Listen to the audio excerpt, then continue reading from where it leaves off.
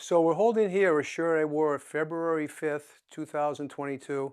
Not to be traumatized by it or anything, but obviously I am if I knew the date like that.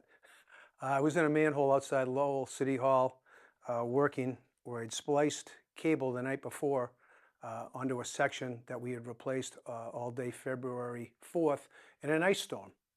And I had screwed up in that manhole and spliced the wrong ends together and was having a disagreement with a coworker above the hole.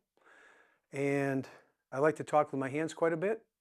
And as you can see here, this was the hand that was up the chimney of the manhole, right? And I was using this hand here to explain these are the cables over here that are cut clear that should have been excuse me, spliced onto a different cable.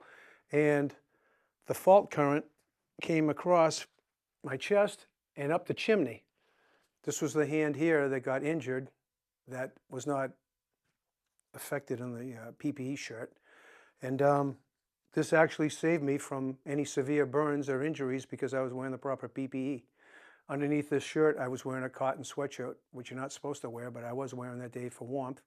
And nothing happened to me. It didn't adhere to me. It didn't burn. So I just suffered third-degree burns on my thumb, and I was fortunate enough to escape with just that. So fortunately, that day, I did not get killed. As I came up out of the manhole, I could see the looks on my coworkers' faces. They thought I had perished. As a matter of fact, my partner, who was normally with me Monday through Friday, went into the back of the truck to get his harness on to come down and scoop me up and get me out of there. But fortunately, I was able to climb out of the manhole, up the ladder, and they saw a hand come through the smoke and pulled me out. And I could see by the looks on their faces, they had a look of great fear, which is my biggest regret out of the whole incident. It was the fear I put into my coworkers for putting them in that position.